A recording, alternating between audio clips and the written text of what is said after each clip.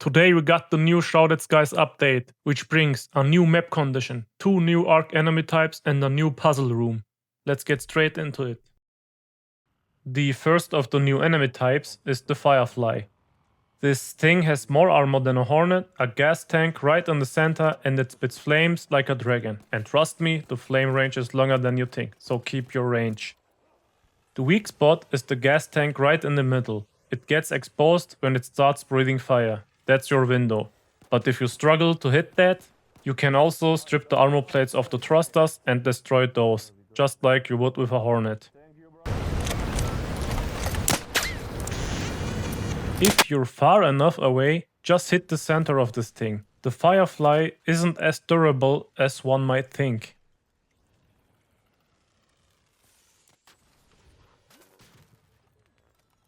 Or just use 2 Seeker nades and the thing is done.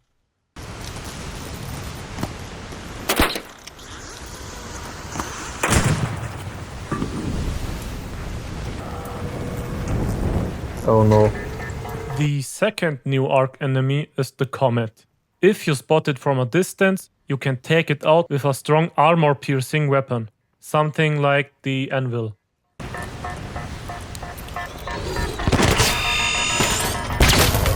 Oh shit.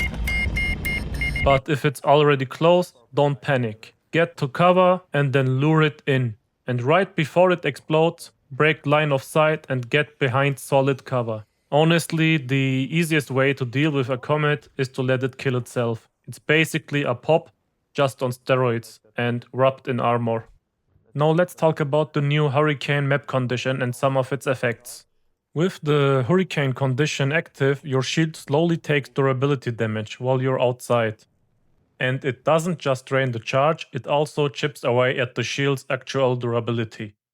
The damage per tick isn't massive, but if you're running around outside for a long time, it definitely adds up. So if you're planning to travel a long distance in the open, consider unequipping your shield to preserve durability. I did a quick test on this. When you're outside during the storm, your shield loses about 1 durability per minute. And with a blue shield equipped, you also lose roughly half a shield bar of charge per minute. Let's run some grenade tests. According to the patch notes, both grenade throwing behavior and gas effects are influenced by the wind. With gas grenades and smokes, it's pretty obvious, they just get blown away.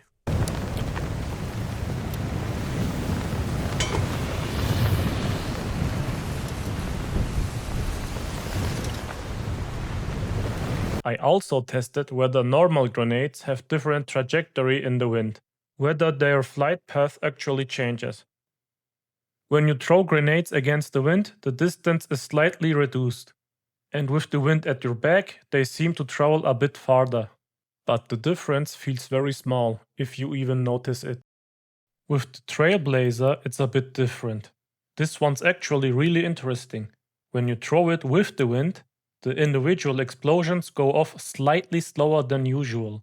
But if you throw it against the wind, the explosions seem to trigger much faster. This is against the wind.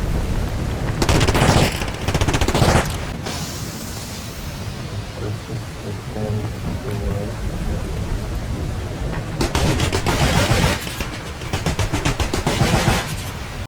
With the new update, Dam Battlegrounds got a brand new area. Inside that area there is a group puzzle you'll need to solve to unlock a hidden room.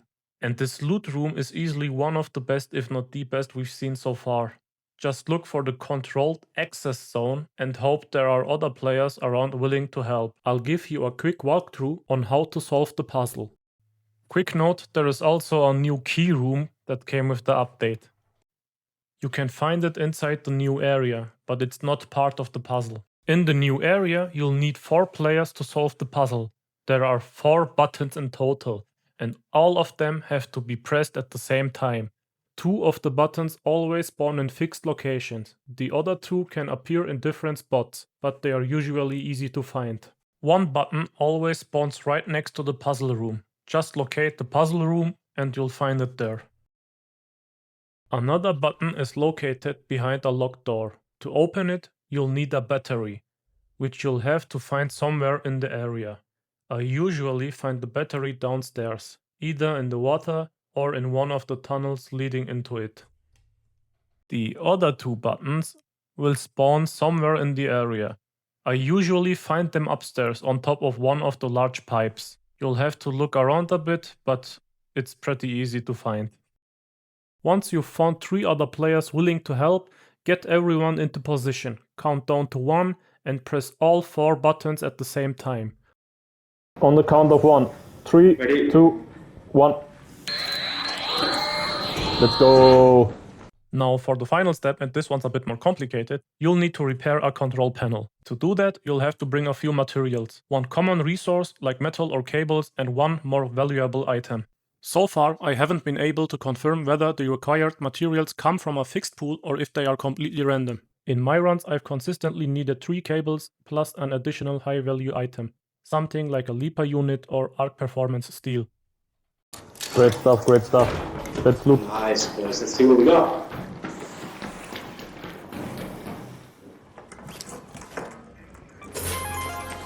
If this helped you out, drop a like. Even a single click really supports the channel. And if you're into Arc Raiders like me, consider subscribing. I post new videos every week. Maybe even more guides, challenges, and just fun gameplay.